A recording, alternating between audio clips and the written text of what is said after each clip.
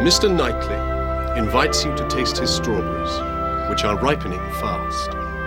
Quite delightful, Knightley. Everything simple and natural, just as I like it. No form or parade. We should be just like gypsies. Well, not in every respect, I trust. Oh, I wish we had come on a donkey. Miss Bates and I, with my caro sposo walking by. Nothing could be more natural than that, I suppose. Some might consider it so, madam.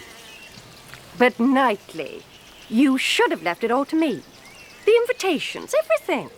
I should have been glad to be Lady Patroness. It would have been no trouble to me. Perhaps not. But there is only one woman I could ever allow to invite what guests she pleased to Donwell. Mrs. Weston, I suppose. No, Mrs. Knightley. And until she is in being, I will manage such matters myself.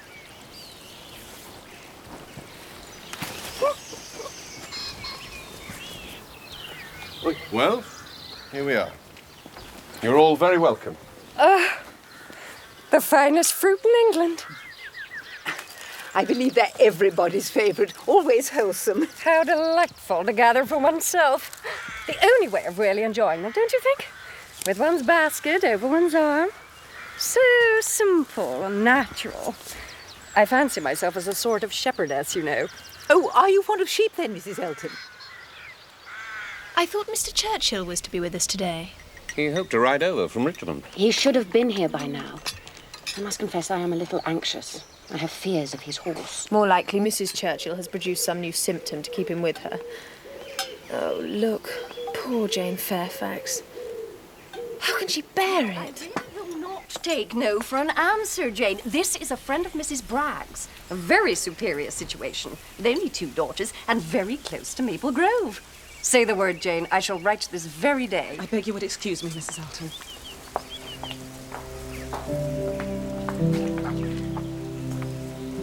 Miss Fairfax, are you quite well?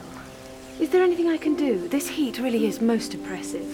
Will you walk into the house with me? Miss Woodhouse, I think I must go home. I am quite well, but I think I must make sure my grandmother lacks nothing. Will you be so kind as to say that when I am missed? Yes, but let me order our carriage for you. It can be here in 5 minutes. No, please. The greatest kindness you can do me is to let me have my own way and only say I'm gone when it is necessary. Will you do that? Yes, of course, if you wish it. Thank you. Oh, Miss Woodhouse, the comfort of being sometimes alone.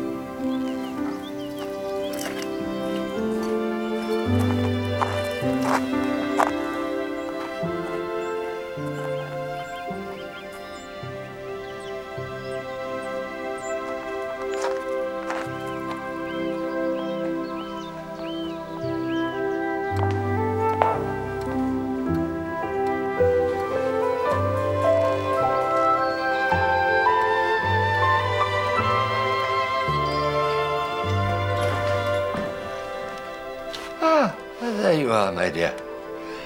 I hope you're being careful as to the draughts. You see, I am well here with a small fire, but this can be a very draughty house.